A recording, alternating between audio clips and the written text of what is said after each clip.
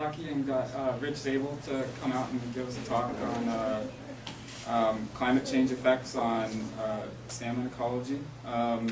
Rich is with you're the Riverine Program Manager at NOAA. Yeah. NOAA Northwest Fisheries Science Center, and he's been there since 1999. And PhD was at Washington with who did you do? Jimmy Anderson. Okay, so. So Rich's talk is modeling effects on climate change on salmon populations in Idaho. Okay, thanks. I'd like to thank Jeff for inviting me out here. Earlier in the week, I think it was. I happened to be coming out here to meet with Brian Kenny and one of his graduate students, so it worked out pretty well. Before I get going, talk a little bit about how this fits into the bigger picture.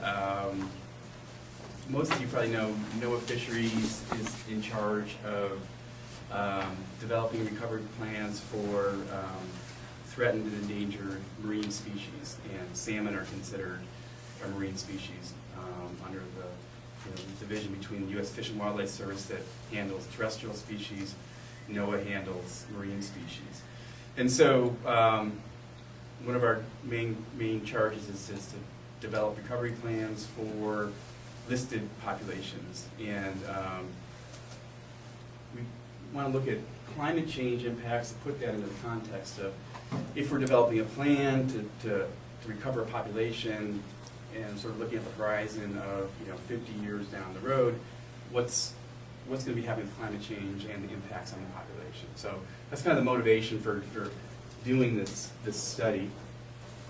A little bit more background. This is from the IGCC or IPCC Intergovernmental Panel on Climate Change. This is one of the projections of how temperature is going to change, I think, over the next 50 years or so. And one of the things this is just one of the scenarios, and so the more reddish colors are indicating increased warming. And so one of the things you can really notice is a big difference between what's going on in the marine ecosystem and the terrestrial ecosystem. So we're expecting the terrestrial systems to heat up more quickly than marine systems. So when comparing the effects of climate change on salmon in the terrestrial environment versus the marine environment, we're sort of expecting slower rates of change in the marine environment, but there's really potential for some really complex responses that we're kind of worried about, phase shifts or that kind of thing. We don't really have a good handle on what we expect to happen in the marine environment.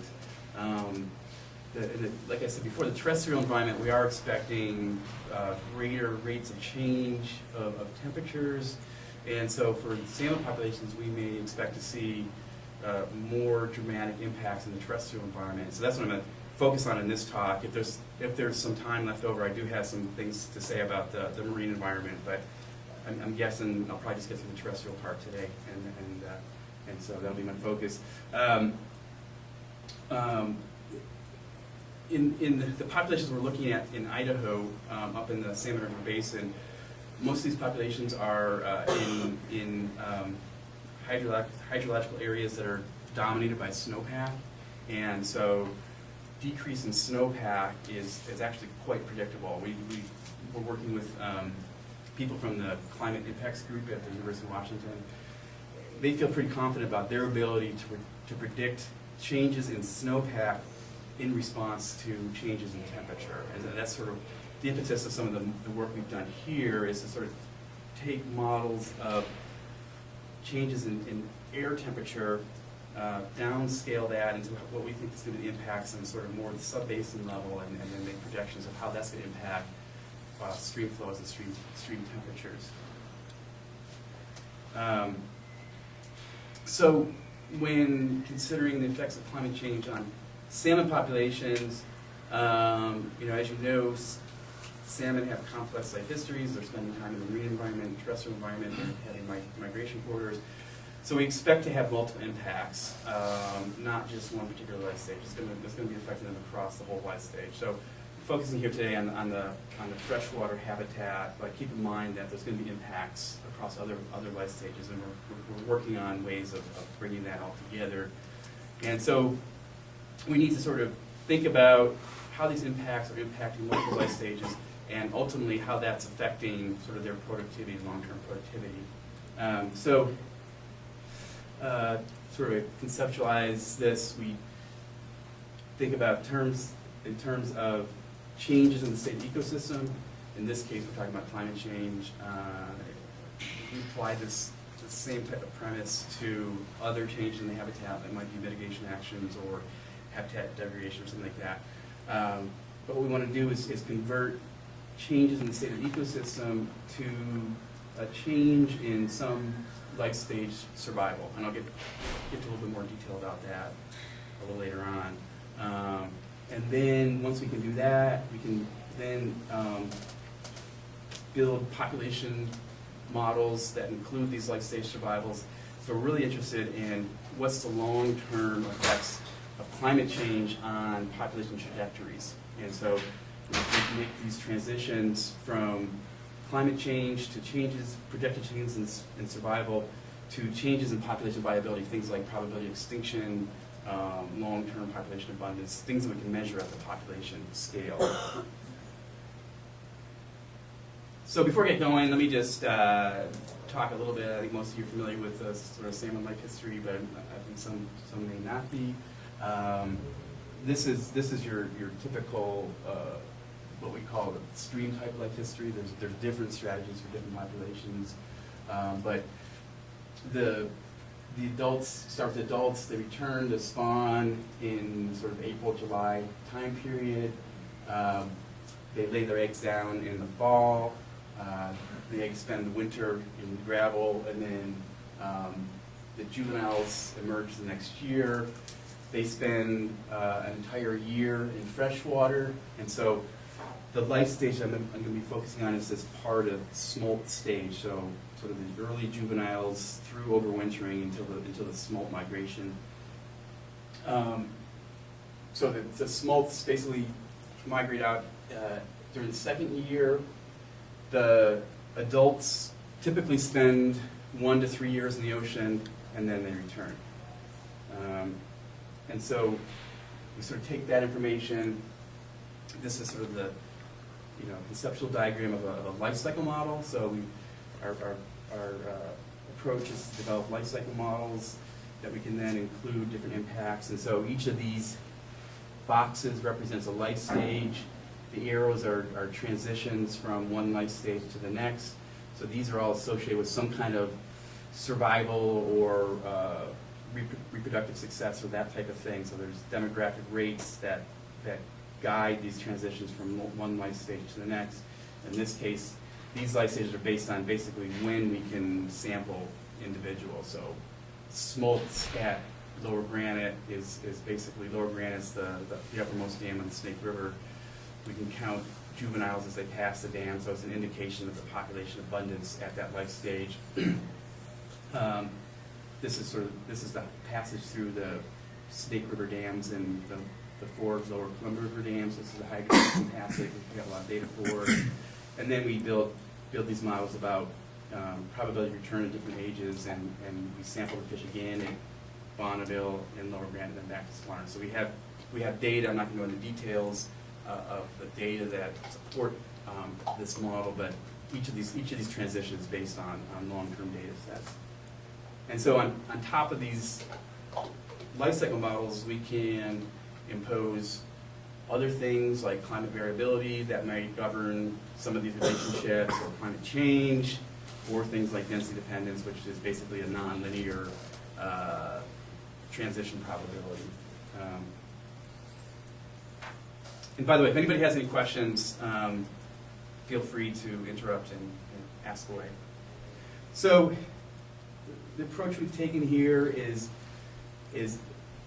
basically we start by examining the life stage specific survival rates related to current climate conditions. So we have sort of data sets that we're building about how populations respond to things like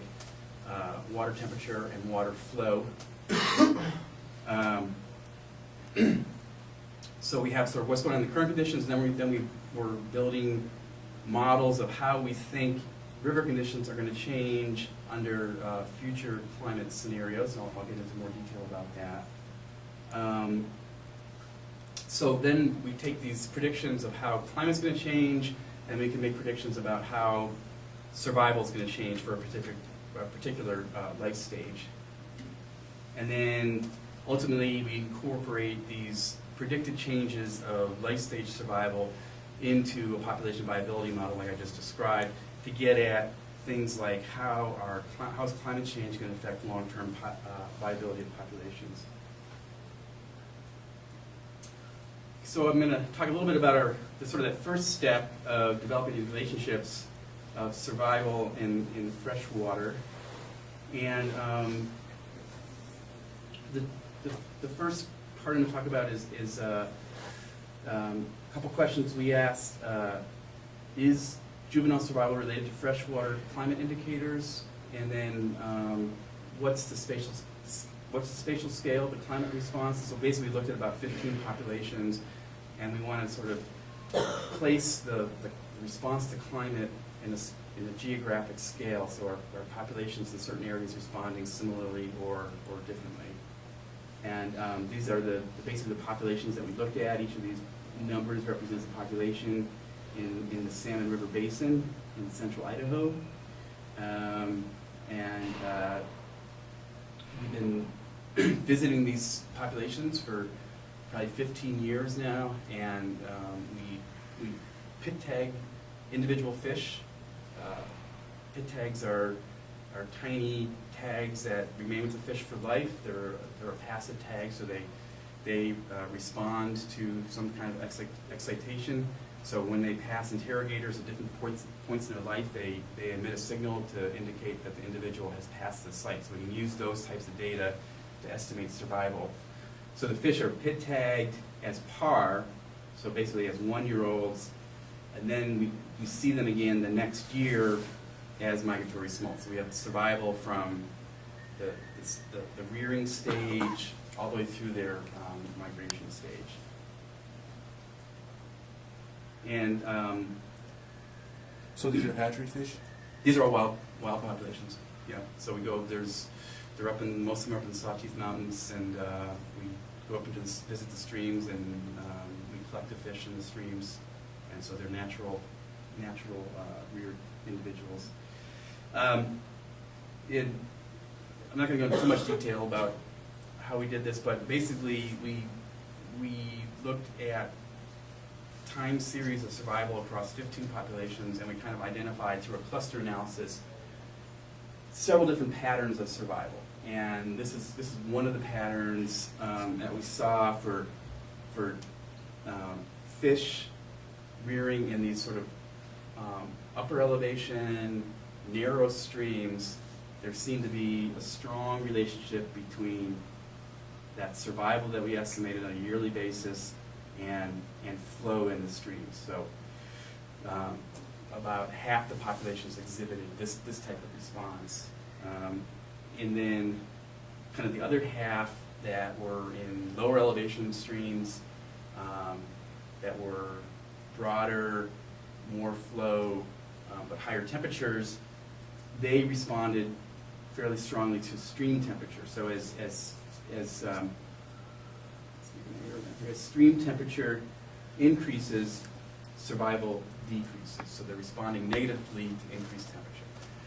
So going back to the previous one, so this is basically saying as flow increases, survival increases, and the next one says those other populations, as temperature increases, survival decreases. Well, under climate change scenarios, we're expecting increased temperatures and decreased flow during the key period. So we're really expecting negative responses of the populations based on these relationships.